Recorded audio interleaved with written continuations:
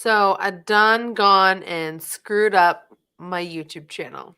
Let me tell you about what I did and how I'm gonna fix it. Cause your girl's got plan. And I think that you're really gonna like what is in store because of this. Okay. For those of you that don't know, my name is Desiree, and I usually focus on helping you grow your business better social media and content marketing. And my whole jam is like, I want you to take action now and get the things done that you want to get done. But your girl has made a mistake here on this YouTube channel, and it's time to correct it. And I think it's important to highlight the things that you should do, the things that you do right. But I think it's really important to also make sure that like you are being aware of like what you do wrong and like how you can learn from it so that you don't make these mistakes again. So I've been on YouTube here since August of 2017, and I've really enjoyed it. I love this. It's like one of my favorite things I get to do in my business. And without fail, I've made some mistakes along the way, and I did a lot of things right. But one of the big things I did wrong was back in July of last year. I was like, why is my channel in this weird plateau? Why am I not getting the views that I like? Like, what is happening here? And so I reached out to one of my peers and I talked to him about like, hey, what do I do? Like, what's this problem? He's a big YouTube expert. And he's like, you need to delete these videos that are not performing well for your channel. And so these are videos like about mainly they're like how to use Marketplace. And when you think about it logically, it does really make sense. Like you should not be making videos about how to use Marketplace when I'm only talking to business owners. Marketplace is usually like a person to person situation. And so he's like, you need to delete these. When I made the deleting, I also did a second thing. I also chose to rebrand my YouTube channel.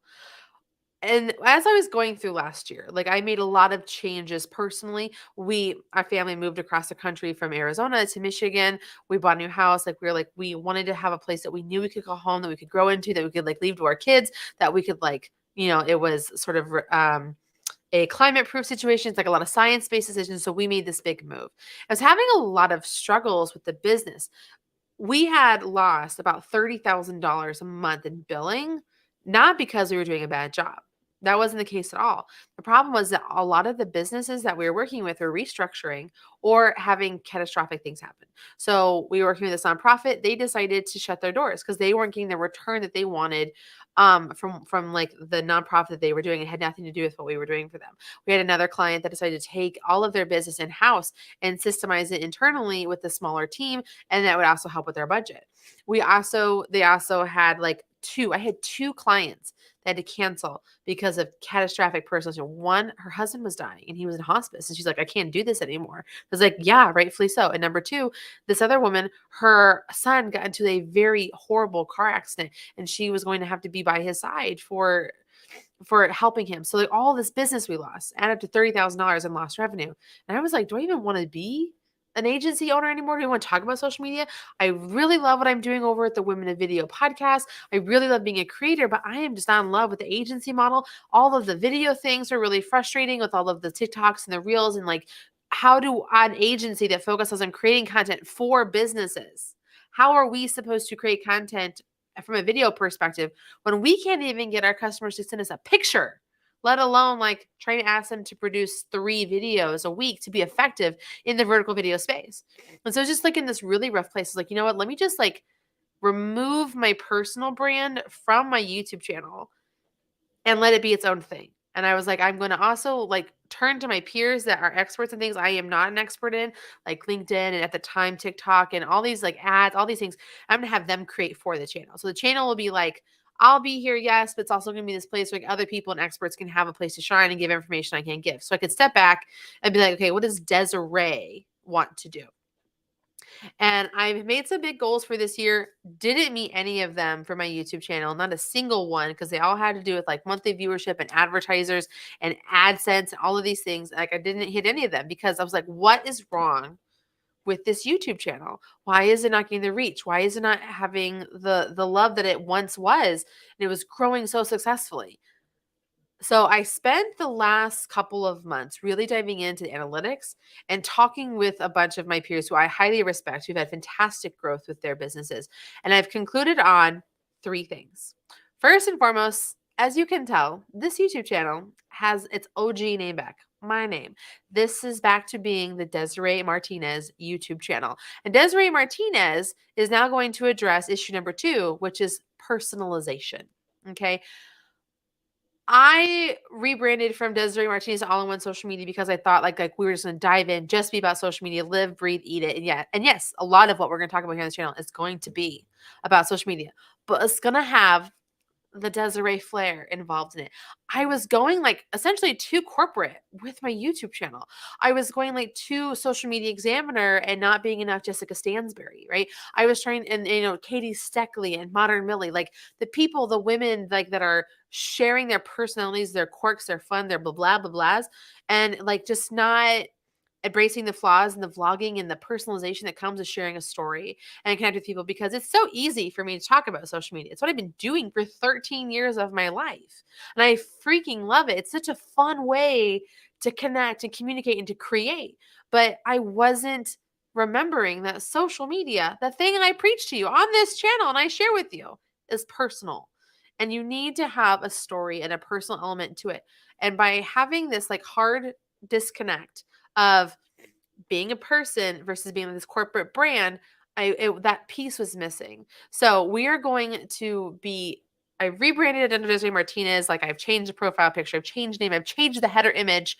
I'm going to be updating all of the descriptions across all of the videos so that it can reflect that update as well.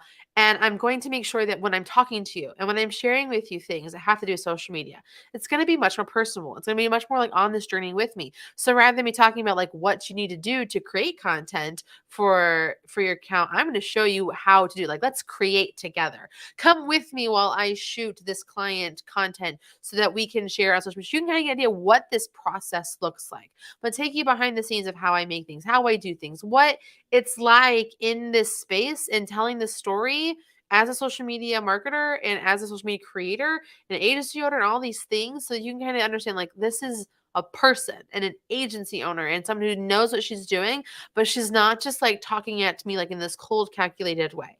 And I don't want this. I'm not a cold calculated person at all. Okay. And so those are the two big things. I said I had 3. My third one is in the vein of personalization. There's going to be a lot of new look and feel around these parts. So you're going to have new thumbnail designs. They're going to be much more like me being a person, less like, look at this crazy colorful background and these like icons and stuff. Like it's just not a part of it. It's too corporate. There's been something on it. And like I had a conversation with my peers yesterday about it. And I was like, that's what it is. That is exactly what is wrong. I look too corporate. It looks too much like Social Media Examiner or like BuzzFeed or like Sendable or all these bigger businesses, like they're the brand, not personalized, like how they would present a social, like a thumbnail and a graphic and a look. And so I'm like, no, we're going to have more me talking, more me sharing, more like being like organic and stuff. Like it's just going to be a whole thing.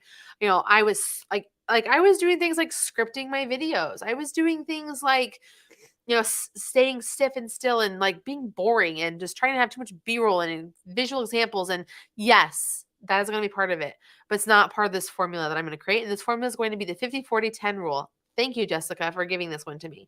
So the 50-40-10 rule is going to be 50% about like being found, being searched. Still going to be kind of like how to do something, how scheduling works, how that works. Then we're going to have this 40% part of our channel is going to be about community.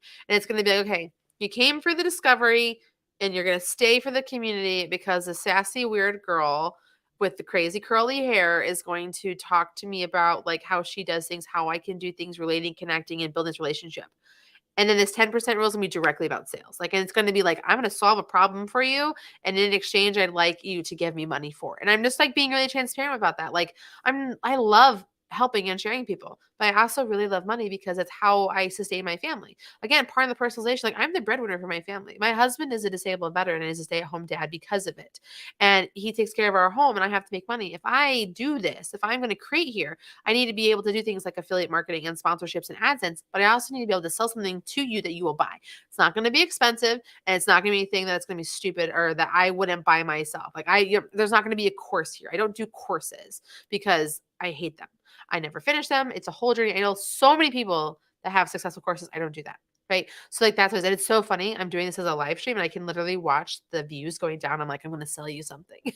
You can see people leaving. It's just so funny. Like uh, it's just so interesting. So this 50-40-10 rule is going to be the new sort of like formula that you can expect in the flow. You're going to get a lot more me. You're going to have a lot more fun. We're going to have a lot more like behind the scenes. I'm going to be sharing some details of life that help make me relevant. Like your girl's a Slytherin. I love me some tea, never coffee. I love creating content. I have these crazy, loud, fun kids. I've got 3 dogs. I live in a winter wonderland right now at the time of this recording, and it's just so many things. Like you are going to become a part of my life, and we're going to create together, and we're going to do awesome stuff together to help you on your journey. So when I say I made a mistake with this YouTube channel, when I made a big branded mistake, it was I forgot that the number one thing about social media is being social, which AKA means being personable and relatable and being able to connect to it. And I'm bringing it back. And I'm sorry for those of you that stuck around through it. I'm so glad the information was so good that you were here. And for those of you that are like here for this now, they're like, well, yeah, I gotta obviously be here for my girl Des and like subscribe to her channel and hit that bell button so I always know when she's going live because she's gonna just be my new best friend and we're gonna go on this journey together and we're gonna work together and we're gonna become work besties. And it's gonna be a good time. Okay, so remember, you are a possibly amazing human being. Let's take some action now. And let's change it up. Let's be personal. Let's be people. Let's have a good time.